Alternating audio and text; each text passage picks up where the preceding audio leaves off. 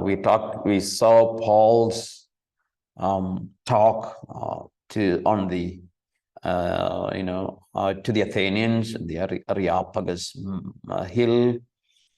We saw that one. Then we talked about presuppositions, worldview, and culture. So in that we began to talk about doing apologetics philosophically, right? Of course, any philosophy. When we talk about it, there should be three aspects of philosophy: metaphysics, epistemology, and ethics. Right, three things. We are dealing with metaphysics, so we are dealing with an object. And epistemology, it is talking about the truth, knowledge. How do we know what we know as true? And ethics is the result of that. So we looked at that. We looked at process of becoming a philosopher, right? How, what is the process, how people have become philosophers. And we looked at that. Philosophy begins with the curiosity. Philosophy then moves to the realization that knowledge is power. And the nascent philosopher then develops an expanded horizon of understanding, that he has a good understanding of this world. And next, he systematizes his knowledge. He brings his knowledge into a logical order. And then he engages with in a disciplined inquiry about aspects of human experiences. He looks at every human experiences and try to understand, get the knowledge, right? And then he started to talk about his reasoning of what he believes. That's a philosophy. And I said, every human being is a philosopher. Every human being is a philosopher. Because in the moment you say, I believe something, this is what I believe, you are a philosopher. You are talking about something that you believe. You talk about something, that means then you answer the question, what do you believe? Yes, you believe, then those are philosophical questions. Then you are going to answer the question, why do you believe? Right, yes, Bible says so, whatever you wanted to answer. So that's how philosophy develops. Then finally you ask the question, okay, what is the point? What it results in? What kind of life you want? So that also is being discussed in a philosophy, right? Ethics. So that's what we looked at in the last class. Today, we need to continue to look into philosophy. Philosophical apologetics as a worldview building. Friends, this is going to be a little difficult. I want you to be listening carefully so that we will have proper understanding of this worldview. How do we build a worldview in our apologetics? Let's look at worldview, definition given by Greg Banson. A network of presuppositions. What is a worldview? It is a network of presuppositions that are not verified by natural science, but in terms of which every aspect of experience is interrelated and experienced. Think with me again. Think with me again. What is a worldview? Worldview is a network of prepositions, right? Presupposition, not proposition, presuppositions. It's a network of beliefs.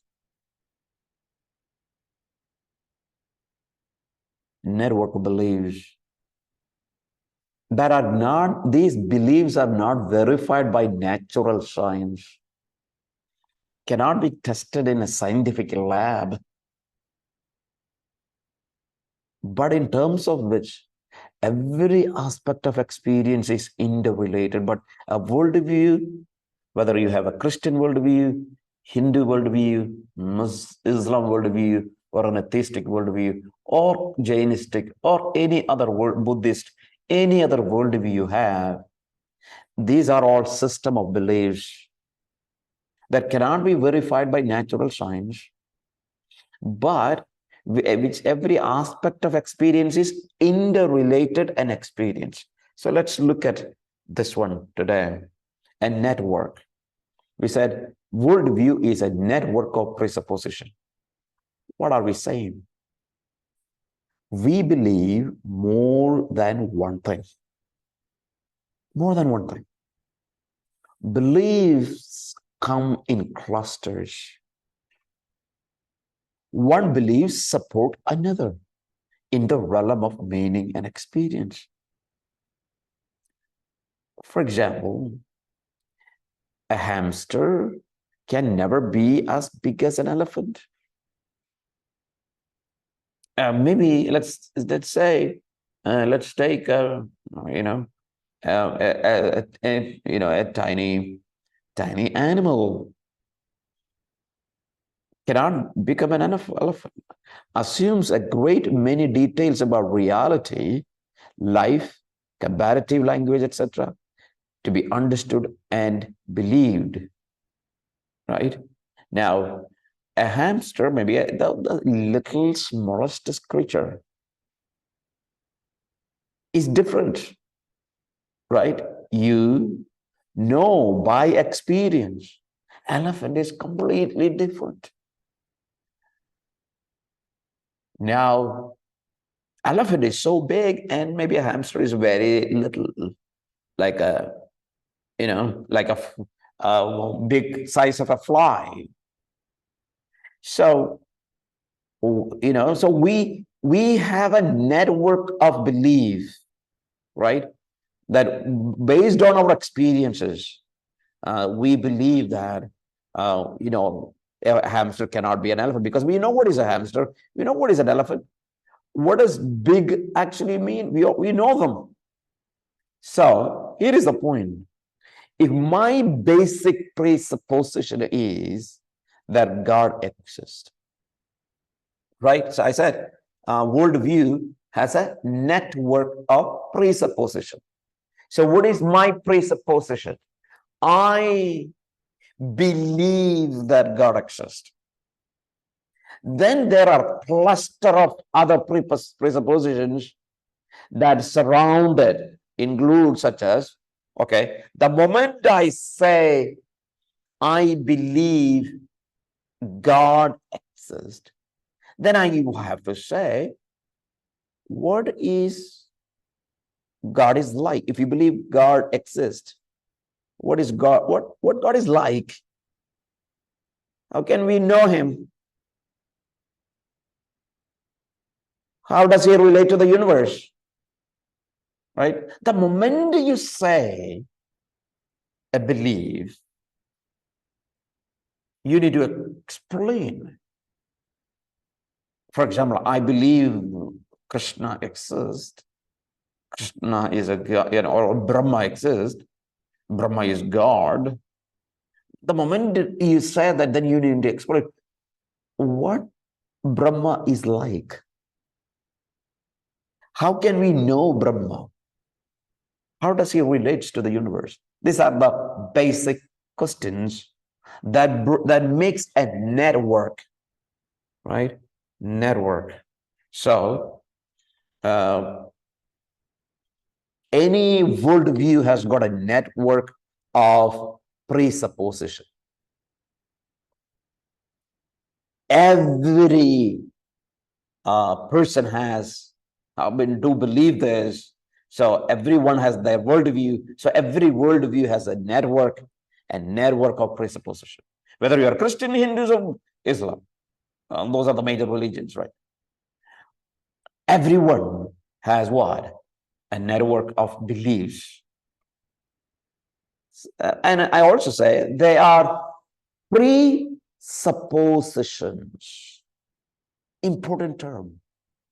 What is presupposition?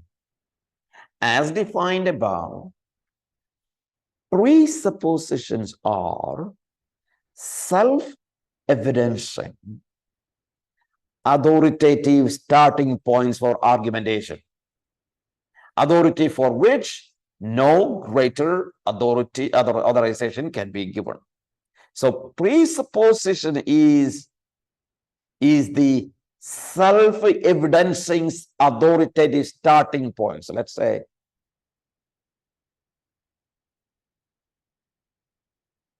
starting points of arguments. And in that starting point, we said these are self-evidencing, right? The starting point is self-evidencing. And not only it is self-evidencing, once you have a presupposition, this is an authority for which no greater authorization can be given. That is the greatest authority where you begin. You begin from the higher ground, higher place. So what is that higher place? For us, we say God exists. Maybe an atheist, the higher place is God doesn't exist. That's their presupposition, their belief, right? Their starting point of the argument, the presupposition, right? Now, third, we say here, this is non-verifiable. What is that, non-verifiable? They are axiomatic of science. They explain, in effect, why science works. They explain things such as the reality of organization in the world and the trustworthiness of sensation and reality of the laws of logic that connect observation, etc.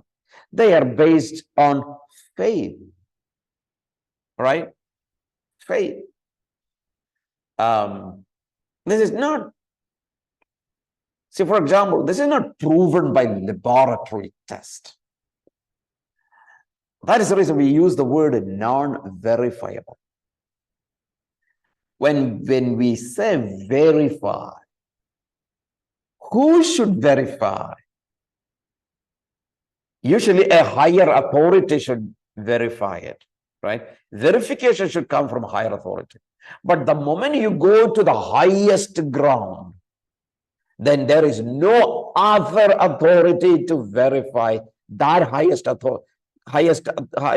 ground, right? If there is a higher authority above then the highest authority that you are talking about is not the highest. So therefore, it is non-verifiable. It is simply faith. The moment you say we can verify it by archaeology, then you are saying, we can verify the scripture by archaeology. Wow. So you are looking for a higher authority. That is, archaeology is higher than Bible. The moment you say we can verify by science, then the moment you say you're going to say science is greater than your faith. So no, the worldview is not verified that way. It is a faith system. Faith system.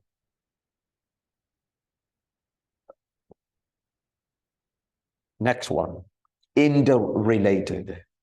Interrelated. These propositions together explain mysteries such as the nature of reality. Remember, we talked about in philosophy 3 things, right? Number 1, ontology. 2nd, epistemology. 3rd, morality. 3 things in philosophy. So, in ontology, we are dealing with the reality, the nature of the reality, right? And epistemology, we deal with the knowledge. How do we know that this is the real? This is the reality. 3rd is what is the effect in our life. So these are the 3 basic elements of philosophy. Basic element of philosophy. They consist of ultimate commitments, that is religious, that give parameters to meaning and purpose and experience and behavior in all of life. So they are related. If you have a worldview, then that means if you have a Christian worldview, then you look at the world in terms of Christianity. That provides you meaning for life, purpose for life. That provides you experiences. That provides you behavior. So, understand the world view influences you much. For example, here is an example. When I awaken due to a sound at night, right? I hear a sound at night. My worldview sets parameters on the cause. I have a worldview, and that worldview sets what? Parameters, measurements on the cause. What could be the cause? It could be one of my children.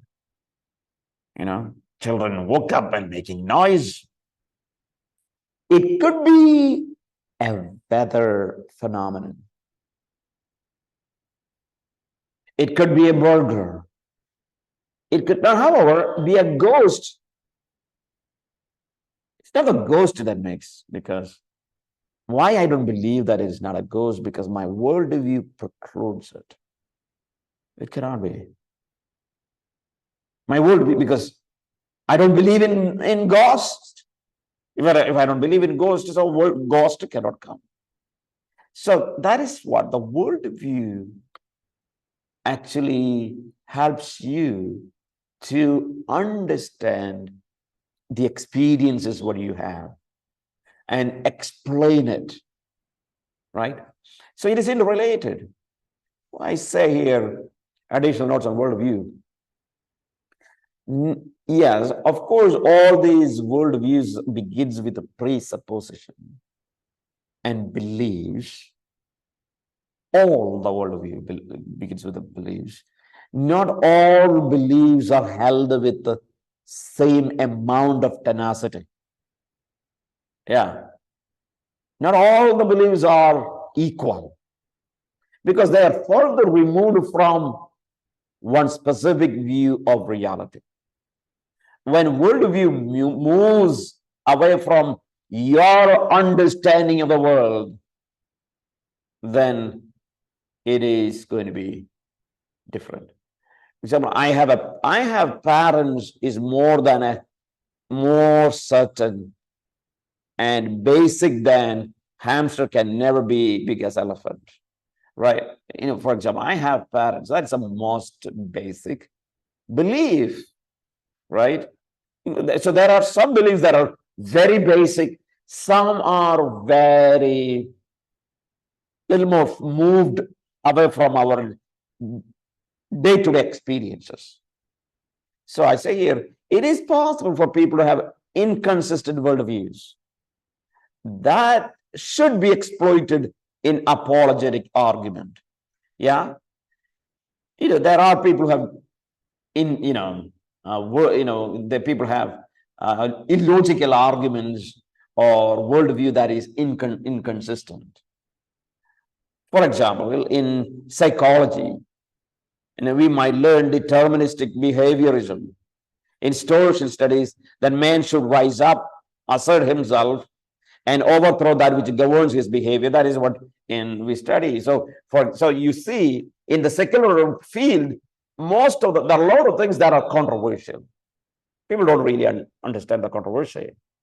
So I say here, friends, this is what I wanted to say in the worldview. Yes, everyone has a worldview, right? The worldview is a network of propositions, right, that are not verified by natural science. It's not proven in a scientific laboratory, but in terms of which every aspect of experience is interrelated, connected, and experienced, right? That means you are able to explain every aspect of your experiences by the worldview you have. Every. I know there was earthquake. You would say, Jesus protected me. All right. And then my neighbor says, Brahma protected me. Maybe. And another neighbor says, Allah protected me. You see, everybody had experienced earthquake. The earth is shaking and your house is moving. And the way that you say Jesus protected, look at that, your worldview. You explain your experience with your worldview.